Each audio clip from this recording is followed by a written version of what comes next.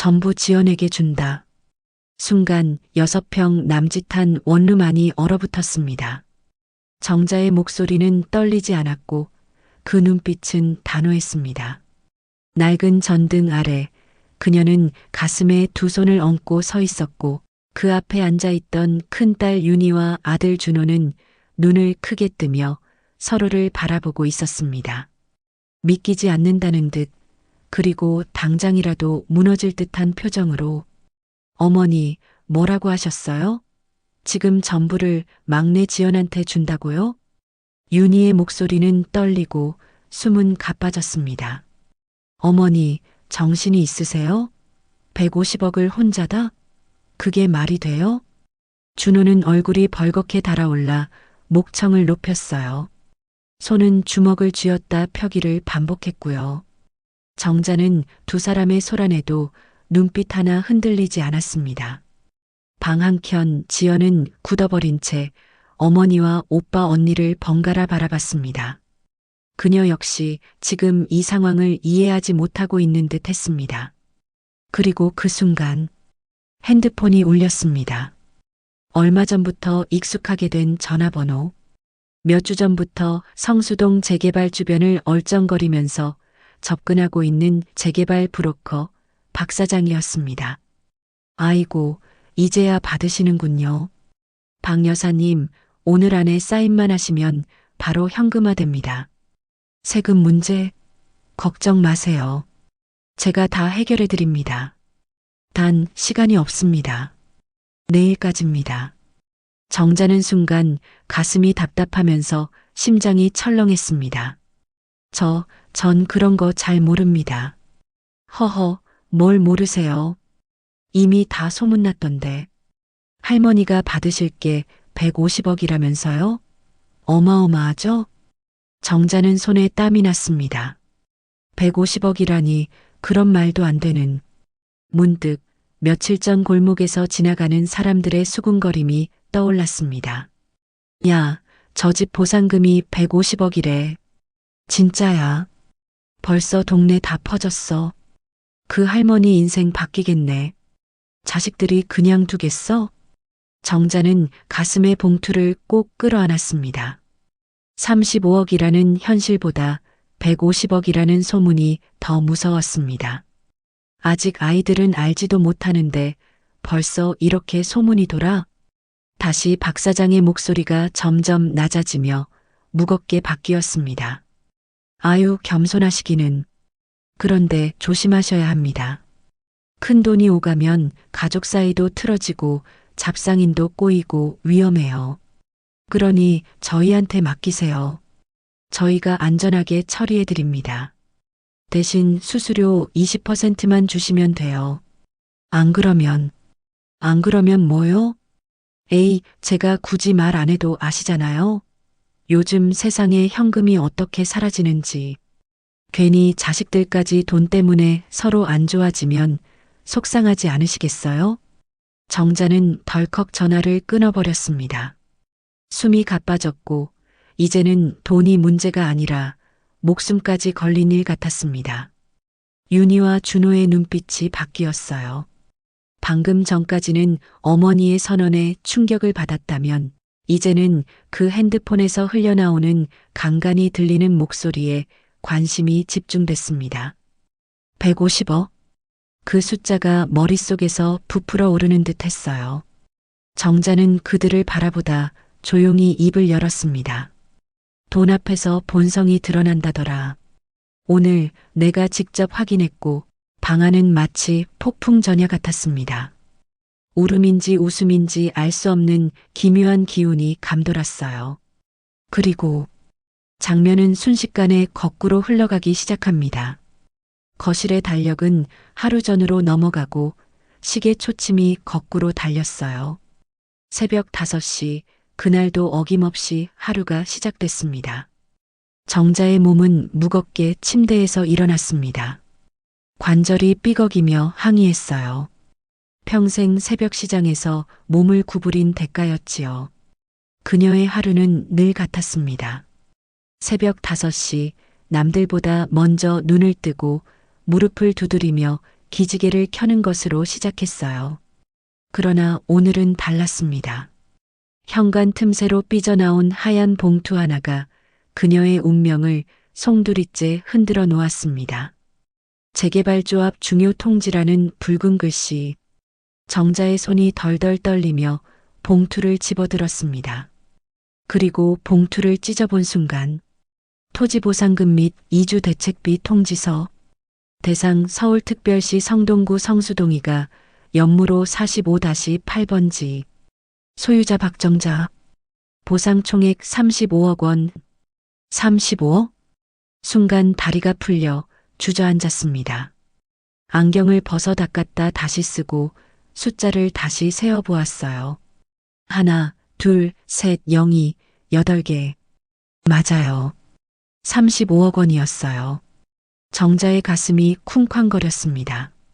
세상에 이런 일이 있을 수 있나? 남편을 30에 잃고 혼자서 새 아이 키우며 평생 가난에 허덕이던 자신에게 월세 80만 원도 빠듯해 전기요금을 미루던 나날들, 겨울엔 내복 2벌로 버티며 난방을 아끼던 세월들. 여보, 당신이 복권이라도 사둔 거야? 정자는 남편 영정사진을 붙잡았어요. 그러나 사진 속 미소는 아무 대답이 없었어요. 그 순간 머릿속에 오래전 남편의 말이 번개처럼 스쳤습니다. 여보, 이 동네 땅값 언젠가 크게 뛸 거야. 성수역 뚫리면 금싸라기 땅이지. 그 예언은 이제야 현실이 되었습니다. 하지만 남편은 그날을 보지 못하고 세상을 떠난 지 오래였어요. 정자는 숨을 몰아쉬며 서류를 가슴에 안았습니다. 하지만 기쁨도 잠시, 이상한 낌새가 스며들었어요. 오후가 되자 평소 쌩까던 옆집 사장이 불쑥 찾아와 정자 언니 커피 한잔 할까요? 하며 웃었고 길 건너 부동산 사장은 명함을 내밀었고요. 벌써 소문이 난 거구나. 불길한 예감이 스멀스멀 기어올랐습니다. 돈이란 건 축복이자 저주이기도 해서 때론 그 저주는 가장 가까운 사람에게서 시작되기도 하니까요. 정자는 남편의 영정 앞에서 중얼거렸습니다. 여보, 난 어떻게 해야 할까? 아이들에게 나눠줘야겠지. 그런데 왜 이렇게 불안한 거지? 순간 시장에서 만난 순떡 할머니의 말이 떠올랐습니다. 요즘 자식들 부모 아프면 모른 척 하다가 돈 생기면 달려와. 그때야 효자 효녀라 하지. 정자의 눈이 흔들렸어요. 설마 우리 아이들은 아니겠지? 그러나 그 의심은 점점 커져만 갔습니다. 그리고 그 순간 정자는 결심했어요. 그래, 돈을 주기 전에 먼저 시험해보자. 진짜 내 곁에 남을 사람은 누구인지. 지하철 소리가 덜컹덜컹 들려왔습니다. 정자는 낡은 코트를 걸치고 가방에 예전에 받았던 건강검진 결과지를 넣었습니다. 거기엔 이렇게 적혀 있었습니다. 심장 판막 이상 수술 필요. 추정 비용 6천만 원. 심장은 두근거렸지만 눈빛은 차갑게 굳어 있었습니다. 첫 번째는 윤이다. 새벽 5시 그렇게 시작된 하루가 곧 가족을 갈라놓을 전쟁터가 될 줄은 아무도 몰랐습니다. 정자는 낡은 코트를 여미며 지하철 손잡이를 잡았습니다.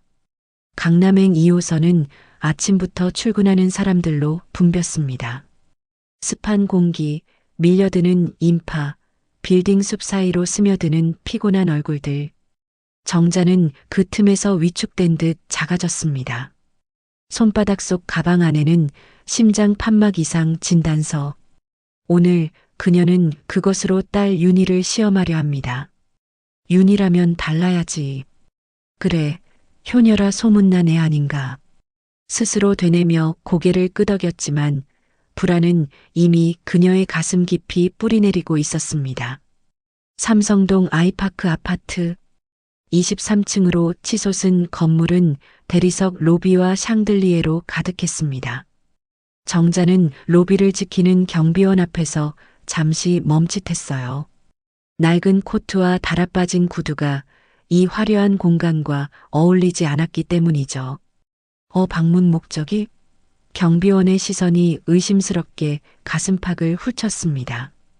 103동 2301호 박윤희 씨 어머니입니다. 잠시만요. 확인해 드리겠습니다. 한참 후 겨우 올라갈 수 있었습니다. 엘리베이터 문이 닫히자 정자의 마음도 답답하게 조여왔습니다. 어쩌다 이렇게 멀어진 걸까? 결혼식 때만 해도 늘 함께 살자고 했었는데. 딩동. 문이 열리자 윤희가 나타났습니다. 은행 부지점장답게 말끔한 정장 차림, 단정히 올린 머리, 반짝이는 액세서리. 겉모습은 화려했지만 어머니를 보는 첫 표정은 기쁨이 아닌 당혹이었습니다. 엄마, 갑자기 왜 연락도 안 하고 오셨어요? 급한 일이 있어서 왔다. 어서 들어오세요. 거실은 탁 트인 한강뷰, 값비싼 가구들로 가득했어요. 정자는 순간 숨이 막히는 듯 했습니다. 자신이 살아온 월세집 전체보다 비싸 보이는 소파에 앉으니 몸 둘 곳이 없었습니다. 엄마, 뭐 마실래요? 물 드릴까요? 윤희는 어색하게 미소 지었지만 시선을 시계로 자꾸 흘겼습니다. 윤희야, 바쁘냐? 오늘 회의가 있어서요. 근데 갑자기 무슨 일이세요? 정자는 천천히 가방을 열었습니다. 건강검진 결과지를 꺼내는 손이 미세하게 떨렸습니다. 윤희야, 엄마가 심장이 안 좋다더라. 수술을 해야 한단다. 심장? 윤희의 눈이 커졌습니다. 그러나 곧 표정이 복잡하게 일그러졌습니다. 깊은 걱정이라기보단 부담과 망설임이 스쳐갔습니다. 얼마나 심각한 건데요? 6천만 원 정도 든다더라. 큰 수술이라네. 순간 정적이 흘렀습니다. 시계 초침 소리만 방 안을 파고들었습니다. 윤희는 잠시 고개를 떨군 채 손가락을 꼼지락거렸어요. 그러다 천천히 일어나 가방을 가져왔습니다. 정자의 심장은 뛰기 시작했습니다. 역시 내 딸이지. 도움을 주려는 거구나. 그러나 윤희가 지갑에서 꺼낸 것은 10만 원짜리 지폐 한 장이었습니다. 엄마, 이거라도 쓰세요. 택시비라도. 정자는 그 지폐를 멍하니 바라봤습니다. 윤희야, 엄마가 잘못 들은 거냐? 수술비는 6천만 원이라는데. 엄마, 정말 죄송해요. 요즘 대출이 많아서요. 이 집도 아직 다 갚지 못했고 민수 아빠도 회사 사정이 안 좋아서. 윤희의 말은 변명으로 이어졌습니다. 정자의 시선은 무심코 거실 선반 위로 향했어요. 명품 가방이 줄지어 놓여 있었습니다. 하나에 수백만 원은 할 그 가방들. 정자의 눈가에 뜨거운 것이 차올랐습니다. 10만 원. 택시비. 그 돈은 수술비도 위로도 아닌 마치 동량 같았습니다. 그래, 알았다. 바쁘다는데 오래 있으면 안 되겠지. 정자가 자리에서 일어나자 윤희는 부랴부랴 현관까지 따라왔습니다. 엄마, 다음엔 미리 연락하세요. 제가 시간 맞춰서 준비할게요. 문이 닫히는 순간 정자는 허공을 응시했습니다. 엘리베이터 안. 손에 쥔 10만 원 지폐가 낯설게 무거웠습니다. 그녀의 머릿속에는 오직 하나의 기억만이 스쳤습니다. 대학 등록금을 마련하려 새벽 시장에서 일하던 날들. 딸이 은행에 합격했을 때 엄마 덕분이에요라며 울던 순간. 그 딸이 이제 어머니에게 내민 건 10만 원 한 장뿐이었습니다. 버스 정류장에서 바람이 옷깃을 파고들었습니다. 정자는 속으로 중얼거렸어요. 윤희야, 내가 진짜 내 딸이 맞니? 아니면 돈이 없는 엄마는 그냥 짐일 뿐이었니? 눈물이 뺨을 타고 흘러내렸습니다. 그러나 그녀는 곧 이를 악물고 고개를 들었습니다. 좋아. 이번엔 준호 차례다. 어두워지는 저녁 하늘 아래 정자의 발걸음은 무겁지만 단단했습니다. 시험은 이제 막 시작이었고 결과는 점점 더 뼈아플 것이 분명했습니다. 버스 창밖으로 스쳐 지나가는 간판들이 하나같이 빛을 잃은 듯 보였습니다. 정자는 고개를 기대며 속으로 중얼거렸습니다. 윤희는 겨우 10만 원. 그렇다면 준호는 다를까? 그래, 아들은 좀 다르겠지. 그러나 마음 한구석에서는 끊임없이 불안이 피어올랐습니다. 작년 추석 준호가 했던 말이 떠올랐습니다. 어머니, 장사가 너무 안 돼서 차례상 비용도 좀 줄여야겠어요.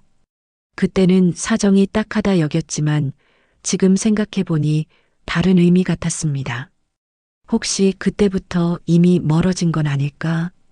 구로 가구 단지. 간판은 빛바래고 텅 빈 점포들이 늘어서 있었습니다. 포 렌트 팻말이 바람에 흔들렸습니다. 정자가 찾아간 골목 안쪽 20평 남짓한 작은 가구점 간판이 눈에 들어왔습니다. 우리 가구. 안으로 들어서자 소파와 식탁이 빽빽히 놓여 있었지만 정자의 눈에 먼저 들어온 건 따로 있었습니다. 계산대 위에 쌓인 빨간 고지서들, 임대료 체납 3개월 차, 전기요금 납부 독촉, 최고 통지서, 서류에 찍힌 도장들이 정자의 가슴을 짓눌렀습니다. 어머니, 점포 안쪽에서 준호가 나타났습니다. 45세의 준호는 예전의 패기 어린 청년이 아니었어요. 머리숱은 줄고 얼굴은 야위어 있었습니다. 그러나 그 눈빛만은 여전히 번뜩였습니다. 갑자기 웬일이세요? 앉으세요. 먼지 묻은 의자를 털어내며 앉히는 그의 표정은 반가움보다는 경계심에 가까웠습니다. 준호야, 엄마가 몸이 좀 안 좋구나. 정자는 조심스레 말을 꺼냈습니다. 심장이 안 좋다더라. 수술을 받아야 하는데. 준호의 눈썹이 꿈틀했습니다. 수술이요? 얼마나 드는데요? 6천만 원쯤 든다네. 그 순간 준호의 얼굴이 굳었습니다. 걱정이라기보다는 당혹과 짜증이 스쳤습니다. 그는 계산대 위에 고지서 뭉치를 탁 치며 목소리를 높였습니다. 어머니, 보세요. 저도 지금 이 꼴이에요. 임대료 3개월 밀리고 전기도 끊길 판인데 어떻게 제가 6천만 원을 드리냐고요. 정자의 심장이 철렁 내려앉았습니다. 그래도 얼마나 아프면 엄마가 널 찾아왔겠니? 내가 아픈 엄마. 준호의 목소리가 한층 더 높아졌습니다. 어머니도 무책임하신 거 아니에요? 건강관리 안 하시다가 갑자기 수술비 6천만 원이라니 그게 자식들한테 얼마나 부담인지 아세요? 그 부담을 왜 저한테 다 떠넘기려고 하세요? 그 순간 옆 가게 사장이 슬쩍 고개를 내밀었습니다. 정자는 부끄러움에 고개를 숙였습니다. 준호야, 엄마가 내게 큰 걸 바라서 온 게 아니다. 그냥, 그럼 누나한테 가세요. 윤희 누나는 은행 다니잖아요. 그 집은 50억짜리 아파트라면서요. 정자는 가방에서 그 10만 원 지폐를 꺼내 보였습니다. 그렇게 잘 살면서 누난 겨우 엄마한테 10만 원 줬다는 거예요? 준호의 눈이 번쩍 빛났습니다. 겨우 10만 원? 그럼 전 안 드려도 되겠네요. 그렇게 돈 많은 누나가 10만 원 드렸으면 정자는 아들의 속마음을 읽었습니다. 그 눈빛은 엄마의 건강이 아니라 누나보다 손해보지 않겠다는 계산으로 가득 차 있었습니다. 정자의 목이 메었어요. 준호야, 엄마가 널 어떻게 키웠는데? 내가 새 운동화 못 신는다고 울던 날 엄마는. 그만하세요. 준호는 손을 내저었습니다. 저도 애 아빠예요. 저도 생활비에 허덕이고 학비 못 내서 미안한 아버지라고요. 어머니만 힘든 게 아니에요. 주먹으로 책상을 내리치자 계산대 위 고지서가 흩날렸습니다. 그 소리에 정자의 눈가가 젖어갔습니다. 그래, 알았다. 내 사정도 알겠다. 정자는 무겁게 자리에서 일어났습니다. 순간 준호도 아차 싶었는지 어머니 화내지 마세요. 저도 어쩔 수 없잖아요. 아니다. 내가 힘들다는 거 잘 알겠다. 점포 문을 열고 나오는 순간 찬바람이 얼굴을 때렸습니다. 정자는 무릎이 후들거렸지만 이를 악물고 걸었습니다. 윤희는 10만 원, 준호는 0원. 그럼 지연이는? 버스 정류장에 서자 눈물이 핑 돌았습니다. 내가 아이들을 잘못 키운 걸까? 평생 퍼주기만 하다 보니 정작 줄 줄은 모르는 아이들로 자라버린 건 아닐까? 버스 불빛이 다가왔습니다. 정자는 마지막 남은 희망, 막내 지연을 떠올렸습니다. 그 아이만은 달라야 할 텐데. 가난하지만 따뜻했던 그 마음만은 세상 어떤 돈보다 값지다는 걸 엄마는 기억하고 있었습니다. 정자는 주먹을 움켜쥐며 속으로 중얼거렸습니다. 그래, 이제 마지막이다. 지연아 제발, 넌 달라야 한다. 버스가 어둠 속을 뚫고 달려왔습니다. 정자의 마음은 무겁고 눈빛은 점점 차가워지고 있었습니다. 그리고 가장 극적인 시험이 기다리고 있었습니다. 저녁 6시, 정자는 무릎을 짚으며 가파른 계단을 올랐습니다. 관악구의 좁은 원룸촌, 바람에 빨래가 펄럭이고 고등어 굽는 냄새가 골목을 메웠습니다. 402호 여기구나. 낡은 계단을 헉헉대며 오르자 문틈에서 희미한 불빛이 새어나왔습니다. 노크 소리의 안에서 급히 움직이는 발소리가 들렸습니다. 잠깐만요. 뒤이어 남자의 낮은 목소리. 여보, 또 빚쟁이야? 정자의 가슴이 철렁 내려앉았습니다. 설마 지연이가 이런 상황까지? 문이 열리자 지연이 나타났습니다. 머리는 대충 묶은 채 낡은 추리닝 차림. 그러나 어머니를 보는 순간 얼굴이 환해졌습니다. 엄마, 어떻게 여기까지 오셨어요? 갑자기 와서 미안하다. 무슨 소리예요? 어서 들어오세요. 방은 6평 남짓, 침대 하나와 접이식 테이블, 작은 냉장고가 전부였습니다. 그러나 여기저기 화분이 놓여 있어 의외로 따뜻한 느낌을 풍겼습니다. 어머니, 안에서 지연의 남편 태수가 나왔습니다.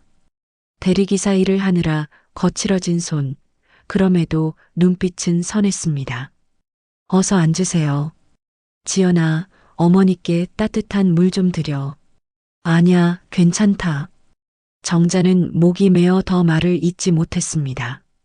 엄마, 무슨 일 있으세요? 혹시 어디 편찮으세요? 지연의 걱정스러운 눈빛이 정자의 가슴을 파고들었습니다. 정자는 준비해온 건강검진 결과지를 꺼냈습니다. 심장이 안 좋대. 수술해야 한다는데 6천만 원 든다더라. 지연의 얼굴이 하얗게 질렸습니다. 심장 수술이요? 태수도 곧장 옆으로 다가와 앉았습니다. 어머니, 언제부터 아프셨어요? 증상은요? 숨 차시진 않았어요? 요즘 가슴이 답답하고 병원마다 가봤는데 다들 수술밖에 없다고. 정자는 떨리는 목소리로 거짓을 이어갔습니다. 그러나 지연 부부의 반응은 달랐습니다. 돈 계산보다 진짜 걱정이 먼저였습니다. 잠시 후 지연이 자리에서 벌떡 일어났습니다. 엄마, 잠깐만요. 그녀는 침대 밑에서 작은 상자를 꺼냈습니다. 낡은 신발 상자 안에는 먼지가 덮인 통장과 봉투가 들어 있었습니다. 이게 제가 가진 전부예요. 통장엔 450만 원, 봉투엔 50만 원, 합쳐서 500만 원. 지연은 손을 떨며 그 돈을 내밀었습니다. 엄마, 이거밖에 없어서 죄송해요. 하지만 저 지금 알바하고 있어요. 청소든 편의점이든 뭐든 더하면 모을 수 있을 거예요. 태수 오빠도. 태수가 고개를 끄덕였습니다. 당연하죠. 제가 밤 대리 더 뛰고 주말엔 용딸 일도 할게요. 6천만 원, 시간은 좀 걸리겠지만 좀만 더 열심히 뛰면 마련할 수 있을 거예요. 정자의 눈가가 젖었습니다. 윤희의 10만 원, 준호의 영원과는 전혀 다른 무게였습니다. 돈의 액수보다 마음의 크기가 너무도 달랐습니다. 지연은 눈물을 글썽이며 말했습니다. 엄마, 이 집 좁지만 들어오세요. 우리랑 같이 살아요. 지금 혼자 계시면 안 돼요. 아프시면 누가 챙겨드려요? 지연아, 이 좁은 집에서 내가 어떻게. 괜찮아요. 저랑 태수 오빠는 바닥에 자면 돼요. 엄마는 침대 쓰세요. 태수도 손을 얹었습니다. 어머니, 제가 운전하니까 병원 갈 때마다 모셔다 드릴 수 있어요. 힘든 건 다 저희가 할 테니 어머니는 우선 건강만 챙기세요. 정자는 더 이상 참을 수 없었습니다. 그동안 서글펐던 눈물이 터져 나왔습니다. 그래, 가진 건 적어도 마음만은 가장 부자인 게 지연이었구나. 그때 정자의 핸드폰이 요란하게 울렸습니다. 발신자 박 사장. 떨리는 손으로 전화를 받자 익숙한 억양이 귀를 찔렀습니다. 박 여사님, 아직 사인 안 하셨죠? 오늘이 마지막입니다. 내일 넘기면 세금 폭탄 맞습니다. 미루다 후회하지 마세요. 정자는 잠시 눈을 감았습니다. 35억 원. 그러나 동네 소문은 이미 150억으로 불어 있었습니다. 이 목소리조차도 돈에 휘둘려 몰려드는 압박 같았습니다. 순간 방 안은 조용해졌습니다. 지연과 태수가 당황해 서로를 바라봤습니다. 엄마, 이게 무슨. 정자는 문득 깨달았습니다. 이제는 더 숨길 수 없었습니다. 정자는 두 손을 떨며 지연과 태수를 바라봤습니다. 지연아, 태수야, 미안하다. 엄마가 너희를 시험해 본 거다. 정자는 마침내 숨겨왔던 통지서를 꺼냈습니다. 재개발조합 보상한 통지 35억 원. 지연 부부의 눈이 동그래졌습니다. 엄마, 이게 뭐예요? 이게 진짜예요? 그래. 동네에서는 150억이라 소문이 났더구나. 하지만 진짜는 이거다. 이게 뭐예요? 35억? 정자는 고개를 끄덕였습니다. 그래. 며칠 전 받은 통지서야. 하지만 미안하다. 엄마가 너희를 시험해 본 거야. 지연은 아직도 어리둥절하게 멍하니 서 있더니 곧 울음을 터뜨렸습니다. 엄마, 그런 시험이 어디 있어요? 돈이 150억이든 35억이든 뭐가 중요해요? 아프지 않다니 정말 다행이에요. 태수도 고개를 끄덕였습니다. 맞아요. 돈보다 어머니가 건강하시다는 게 훨씬 중요한 거죠. 정자는 잠시 눈을 감았다가 뜨며 선언했습니다. 이 돈, 나는 전부 너와 태수에게 줄 거다. 지연이 깜짝 놀라 어머니를 붙잡았습니다. 엄마, 그런 말씀하지 마세요. 저희는 이렇게 많은 돈 필요 없어요. 엄마만 있으면 돼요.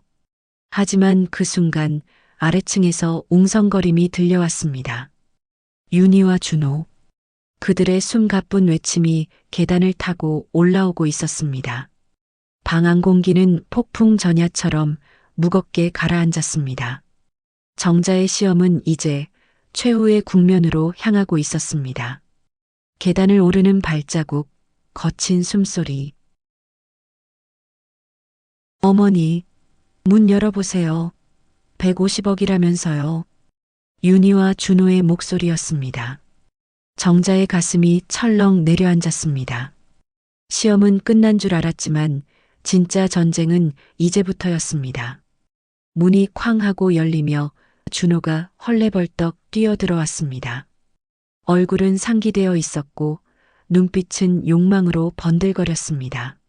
어머니, 이게 사실이에요? 동네에서 다 떠들고 있어요. 150억 나온다면서요. 윤희가 헐떡이며 외쳤습니다. 맞아요. 이 돈은 세 자식이 공평하게 3등분해야죠. 당연한 거잖아요. 준호도 손을 내밀며 덤벼들었습니다. 정자는 품에 안은 서류를 꾹 움켜쥐었습니다. 그리고 조용히 단호하게 말했어요. 이 돈 전부 지연이와 태수에게 준다. 방 안의 공기가 순간 얼어붙었습니다. 윤희와 준호의 얼굴이 창백해졌습니다. 어머니, 지금 뭐라고 하셨어요? 35억, 전부 지연이 몫이다. 35억? 윤희와 준호는 동시에 얼이 빠진 표정으로 서류를 낚아채듯 들여다봤습니다. 거기엔 분명히 적혀 있었습니다. 재개발 보상안 통지서 총액 35억 원. 뭐야, 150억이 아니라 35억? 준호의 목소리가 갈라졌습니다. 정자가 차갑게 쏘아붙였습니다. 그래. 동네에서 소문을 부풀린 거다. 너희는 확인도 안 하고 돈에 눈이 멀어 달려왔지. 윤희의 손이 덜덜 떨렸습니다. 어머니, 저희가 잘못했어요. 그냥 순간 놀라고 당황해서. 순간? 윤희야, 내가 엄마에게 준 돈이 뭔지 아냐? 택시비라며 건넨 10만 원. 그게 내 전부였다. 윤희는 고개를 떨궜습니다. 눈물이 뚝뚝 떨어졌습니다. 정자는 이번엔 준호를 향했습니다. 준호야, 넌 아픈 엄마한테 무책임하다고 소리쳤지. 내가 오늘 나한테 준 건 영원이다. 고함과 핑계뿐. 준호는 무릎을 꿇으며 울부짖었습니다. 어머니, 죄송합니다. 앞으로 달라질게요. 제발 한 번만 기회를 주세요. 정자는 냉정하게 물었습니다. 정말 후회해서 무릎 꿇는 거냐? 아니면 돈 때문이냐? 대답 대신 흐느낌만이 방 안을 채웠습니다. 그때 지연이 나섰습니다. 엄마, 이제 그만하세요. 정자가 놀라서 딸을 바라봤어요. 언니, 오빠 욕심낸 건 너무 슬프지만 그래도 가족이에요. 돈으로 갈라지게 하고 싶지 않아요.